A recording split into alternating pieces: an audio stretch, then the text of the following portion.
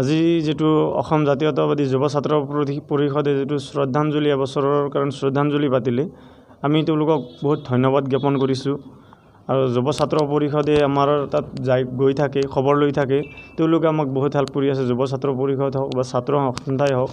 অসম ছাত্ৰ সন্থাৰ পৰা আমাক বহুত হেল্প কৰি আছে তেওঁলোকক অশেষ আমি আন্তৰিকভাৱে ধন্যবাদ জ্ঞাপন কৰিছোঁ শ্ৰদ্ধাঞ্জলি পাতাৰ কাৰণে আমি খুবেই সুখী হৈছোঁ আমাৰ ভাইটিৰ যেটো শ্ৰদ্ধাঞ্জলি 5 শ্বহীদক কেঁচা তেজৰ যেটো তেওঁলোকে শ্ৰদ্ধাঞ্জলি পাতিলে বহু মানুহ আহিল ভাল লাগিছে আৰু ইয়াতে খুবেই সুখী হৈছোঁ বিজেপি চৰকাৰৰ পৰাতো কোনো আমাৰ খবৰ লোৱা নাই একচুৱেলি খবৰ ল'বলৈ এনে ধৰক ছাত্ৰৰ পৰা ছাত্ৰ মুক্তি সংগ্ৰাম কৃষকৰ পৰা তেওঁলোকে লৈছে আৰু ধৰক যুৱ ছাত্ৰ পৰিষদে লৈ আছে